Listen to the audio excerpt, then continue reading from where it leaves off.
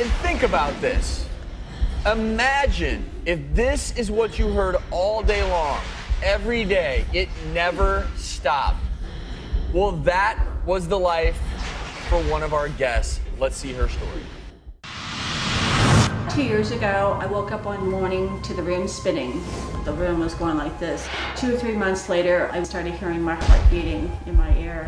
My heartbeat would be like a drum. It was 24/7. 1 minute she'd be doing the dishes, and next minute she'd be laying on the floor because she'd have a dizzy spell.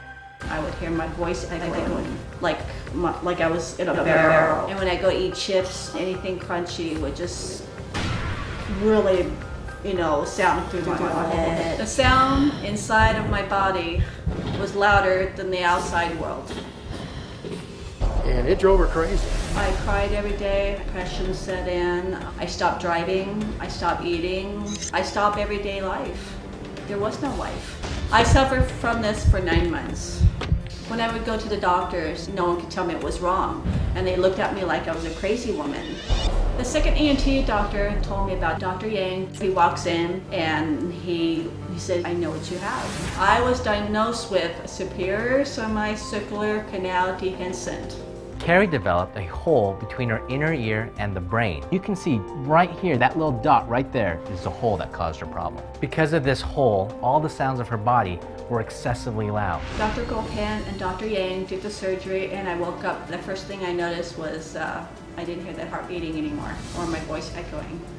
It was the most awesome feeling. I mean, I actually cried. I'm a happy camper. I mean, got life. My life's back.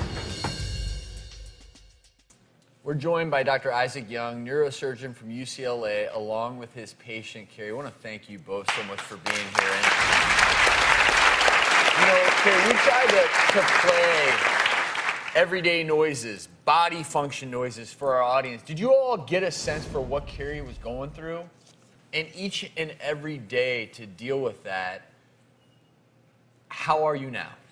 I'm almost 100% better. I say about 99% better. The heart beating, the sound of my voice echoing is totally gone. The pain, like getting, I used to hear my feet. Don't hear that anymore. And Dr. Yang, you can help me out here. I think it's her symptoms were all related to the fact that the structure being involved, the semicircular canals, are involved in a number of things, balance being one of them.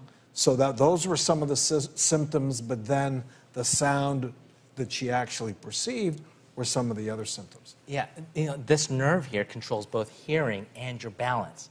And so some people have big-time balance issues, but other patients have really terrible symptoms, like hearing your own eyeballs move, hearing the own sound of your own voice, just echoing. I mean, for real. For real. Your eyeballs moving. They describe it like a screeching, like your nails down a chalkboard. Each time your eyeballs move. Yeah, that would be maddening after just a short amount of time.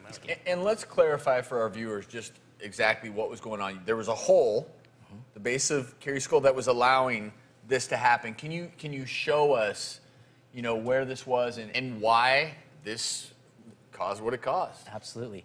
So after you're born, the bones in your skull develop between your brain and your ear. In Carrie's case, this bone was really thin, and over time, this thin bone, it wore down into forming a hole between the brain and the ear. And on this CAT scan, we show this half circle that shows exactly the connection between the brain and the ear, and so you have that open space, and so the sound travels through that hole into your ear, and each heartbeat, your brain pounds on that hole, and you hear the boom, boom, boom, non-stop. It's easy to understand why you would get depressed, get suicidal thoughts, just literally go crazy because it never stops. You can't focus. What kind of things did you do to try and block that out? Oh, listening to the TV, radio. Another white noise too. I even had the white noise machine, and my doctor even told me to get between the little, the static between the radio. Nothing. It was just that overpowering. I mean, just if it was doing it right now, I wouldn't be understanding what you would be saying right now because it was so loud.